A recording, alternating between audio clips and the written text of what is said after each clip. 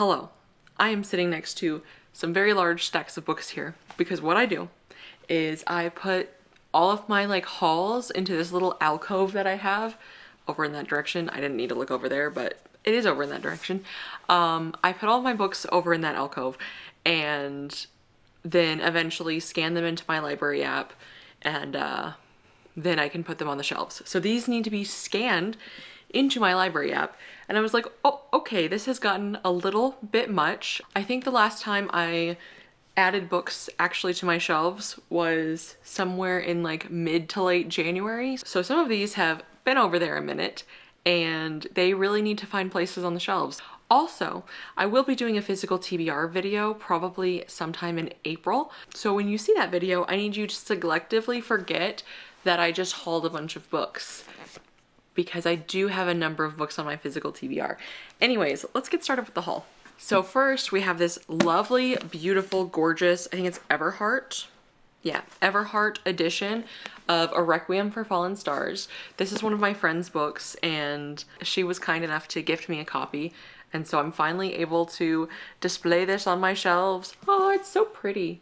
It's so pretty. They did such a great job with that one. And that one I have read before. In fact, I have done developmental edits on that one, so I'm very familiar with that story. And that's set in a fantasy world where a girl is like a servant to the king and then has to do trials to get into a school, essentially. And it is a fantasy romance. And then next is also a fantasy romance. I have a number of fantasy romances here. And if you've watched at all, either here or over on the Besties channel over the last year, you know I haven't been into fantasy romance for the last year, so I'm trying to wiggle my way back in there because a lot of my friends do still love it, and so I've asked for some of their recommendations. And then I also went to a book signing with my friend Hazel, and so I met a lot of the authors and they were just so stinking sweet, and they were just talking about all of the themes and all of the messages that their books have, and I'm like, yes, of course I want to know more. So I do have a number of those, including A Conduit of Light. And this author was telling me that this is like set in a forest and our character has forest magic, but there's a blight that's happening. And she had like the prettiest art as well. Yeah, she had this gorgeous, stunning art. And so I was obviously intrigued. And she was also just like the sweetest and had the sweetest, most beautiful display. And then we have these stunning books, Sweet Nightmares and Gilded Wicked Mirrors. The author was telling me that these have like a magical portal, and you can go through the portal and ask for any wish. And so that sounded intriguing. And also, like, she had such beautiful, beautiful books. Like, look at how stunning that is. She also mentioned that she did some of the art in these. And so, yeah, I think this is one example that's her art. She did like so much art for the book signing event as well. And so it was really cool. And she was just so sweet. I had to get those. Next we have Born of Blood and Shadows. This author was like away from her area when I went over there, but her assistant was also just like the sweetest. And she was telling me that this series follows a girl who has magic that's been bound. And she was telling me like how much do we as women feel our power like constrained sometimes. And then once you like have access to power, how do you use it? Do you use it for good or for evil? And so I thought that was a very intriguing premise. So I picked that one up as well. These next ones are Things of Fate, Untish Wishes, and Daughter of Destiny. They had such a stunning table, and they had a 3D printed, I'll try to snag a picture and post and put it because I forgot to bring it up here, but they had a 3D printed book dragon that you got with their series. And they also had a trope poster, and one of the tropes was cheese.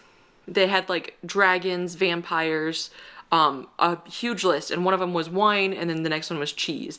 And I'm not sure if it's cheese as in, because wine is there, and it had like the cheese emoji. I'm not sure if it's literally cheese or they're saying that the series is cheese. So inquiring minds must know. And then next I got When the Portals Open.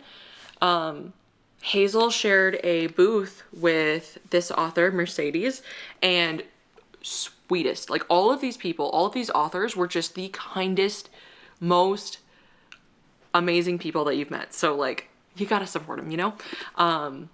So I actually don't know anything about this one, but I just knew that I had to support such a kind, wonderful human being. And then next we have Smoke and Scar and Splintered Kingdom. These were also at that book event, and just super intrigued by these covers. I think they're gorgeous, especially the second one. I love all of this orange and all of these details. Give me like a maximalist cover any day. I love it. And she was also one person who was just like, I kid you not, they were all just so sweet. They were all just so unbelievably sweet. Oh, and she also had a bookmark in here. I didn't even realize that. That's cool. Yeah. So those are the books that I picked up at that event. This next one I picked up a couple weeks ago because, like I said, some of my friends are like really into Romantasy, and because I do developmental edits on a Romantasy series, I want to make sure that I know at least something that's going on over there. So On Wings of Blood is one I picked up. I read the first few pages. I was intrigued. Also Vampires and Dragons.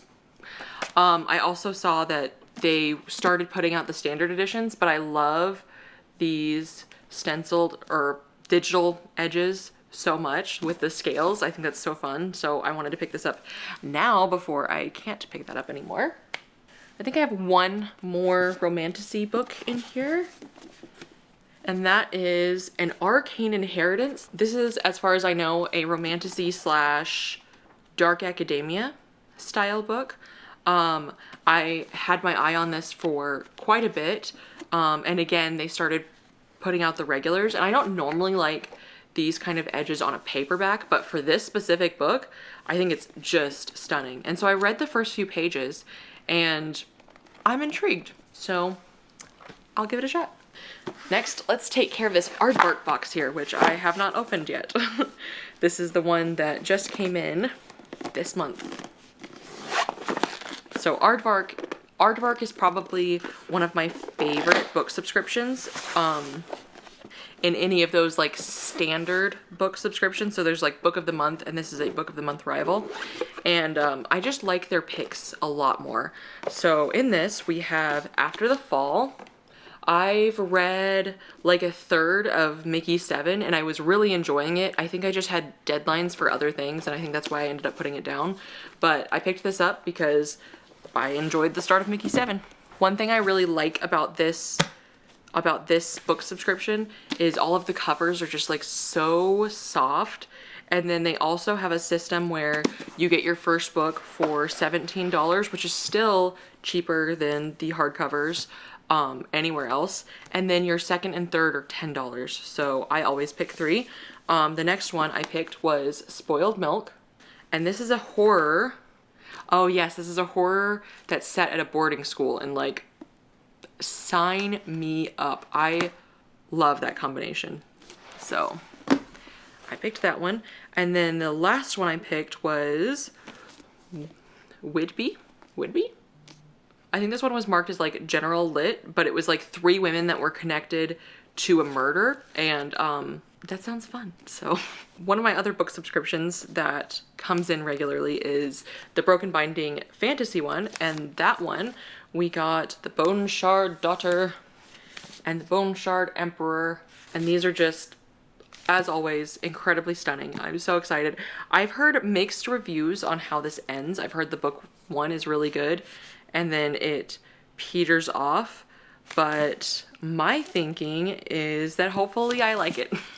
Next, I also have the Broken Binding current release subscription, and for that one we got Operation Bounce House. I've already been hearing some very mixed reviews, so we will see. But at least I've heard, like, don't go in with the same expectations as Dungeon Crawler Carl and you should be fine. So hopefully that is the case. I loved Lonesome Dove so much, so I went ahead and picked up the follow-up. This is such a funny series to be trying to read because the publication order and the chronological order are just so unbelievably different. I am choosing publication order. Basically, anytime there's a series, I almost always pick publication order unless I just didn't know that I was choosing incorrectly. But yeah, I will essentially always choose publication order. And that one is next. Next one is Graceless Heart. And I picked this up simply because Bestie Sherilyn told me to. It is not too often that she'll be like, okay, I need you to pick this book up. Just go ahead and pull the plug and pick it up. So obviously if she tells me to, I am going to do that. Next we have A Forgery of Fate. We've got a paintress. And I really liked Six Crimson Cranes by this author. I need to continue into more of her work. I think it's so whimsical and fun. So I'm excited to check this one out. And this was like on sale, so obviously I bought it. And another stack. Okay, so here, let's see, we have The Innkeeper's Song by Peter S. Beagle. I saw this in the Barnes & Noble, and I was like, ooh, I haven't seen this Peter S. Beagle book. I love his book, I'm Afraid You've Got Dragons. I have The Last Unicorn on my shelves needing to be read, but I've never seen this before, so I got it. Next is book 3 in the Green Rider series, and this is one that I just love. I love these naked hardcovers. This is a broken binding edition of this series. I've been getting them since the first one came out. I have still yet to read the first one, but I will at some point. Next is The Fall by Albert Camus, and I recently read The Stranger and loved it. Loved it. And so many people, I was looking online and so many people were saying to read The Fall next, so that's what I decided to do. This one's also just like so nice and short. It does not want to focus on that because it's too short, but oh, there we go. Yeah, this one's nice and short, and actually like huge font, so that shouldn't be a problem. Next we have one I have started, and that's The Artist's Way.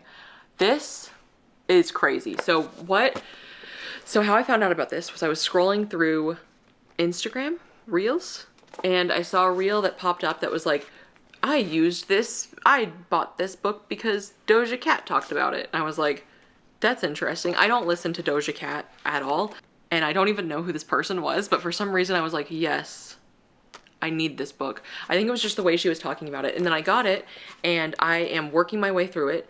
So technically this is a 12-week artist development, creative development, deep dive into your psyche kind of program, which it deep dives. Like there have been times where, anyways, but it's supposed to be 12 weeks, and I made my mom buy this too, obviously. As soon as I read chapter 1, I made her buy this. And so we've been talking so much about this so far. We're both on week 1 still, and technically it's like week 4 because we're just taking our time through these tasks. And basically what you do with this is every day you journal 3 pages, you just write 3 pages, and they say like, I don't care if you can't think of anything, right? I can't think of what to write for 3 pages unless you get something to write. And so it's been really eye-opening in that sense. And then there's tasks that you do as well that go into like what's going on with your creativity and why you feel it's blocked, or like what you can do to elevate it more. And it's just so powerful. It is an insanely powerful journey. And then another task you do is every week you take yourself on an artist date, and it's just you, no friends, no spouse, just you. You are going and you're doing something to refill your creative wells, and it's just been so good. So I have still been doing the tasks, the like daily pages and the weekly artist date.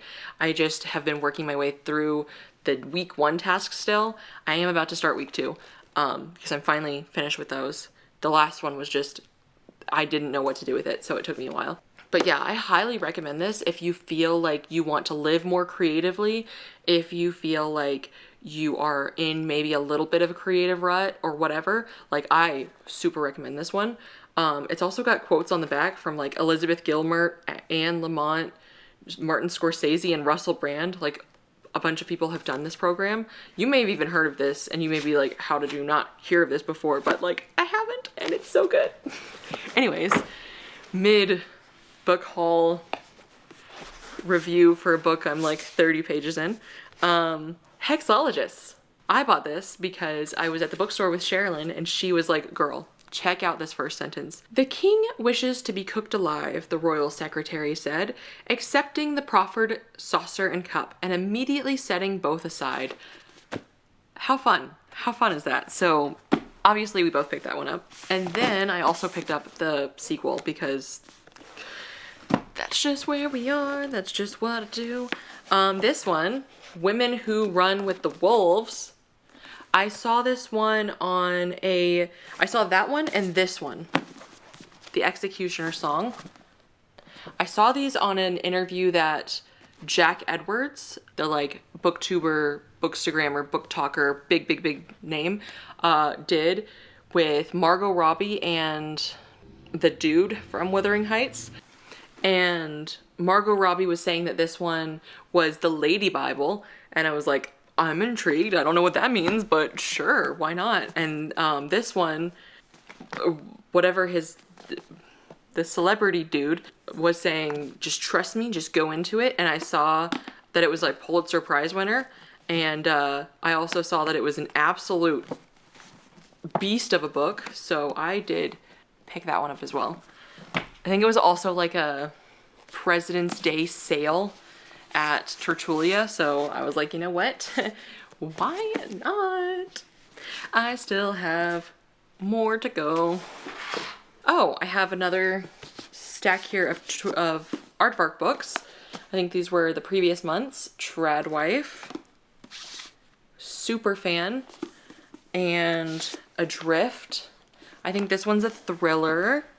This one was like a fan that I think is trying to solve like a boy band's case.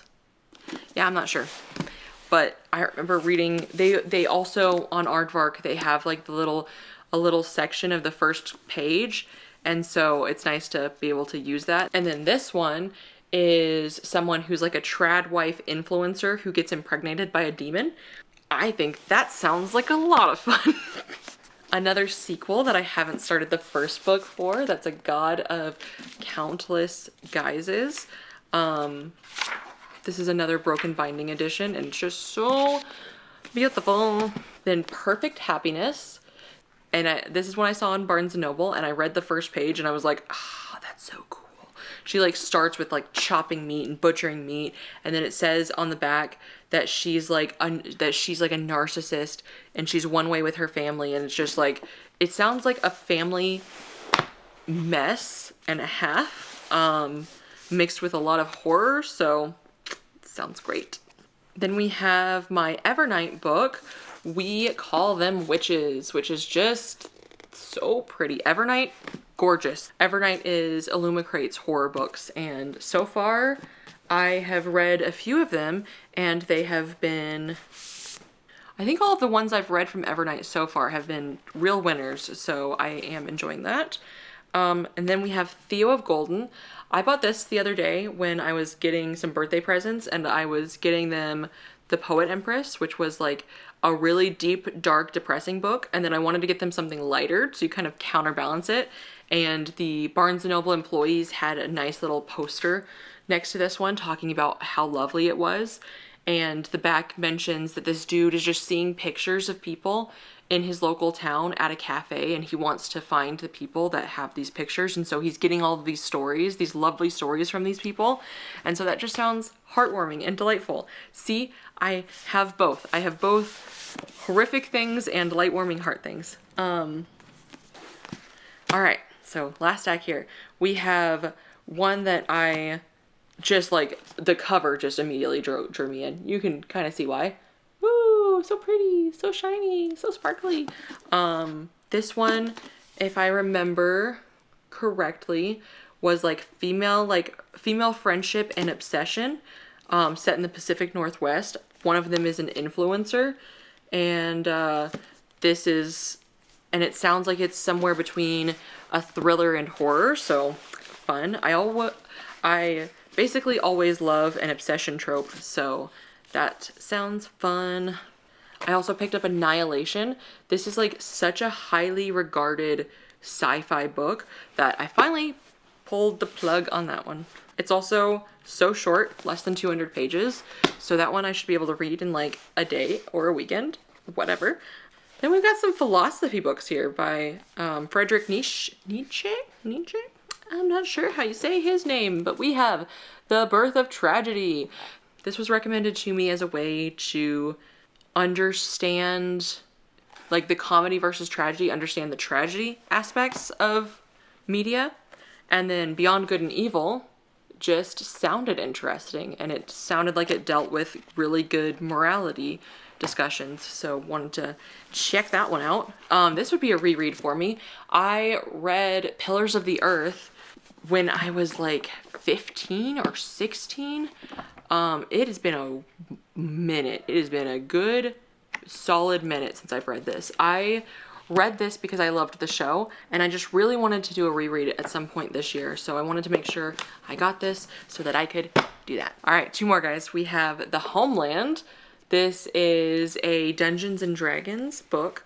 I haven't read any of these, but my dad loves them, and so I figured he's read so many books that I've loved, why don't I read one that he loves? So decided to pick that one up.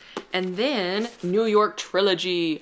I want to say that this was on the New York Times Top 100 of the 21st Century. I don't remember where I heard this from before. It could have been that, it could have been something else, but I know that I hadn't seen it in like a physical store before, and I was in an indie store and saw it there, and I was like, well, I know there's a reason I want to read this, so let me grab it.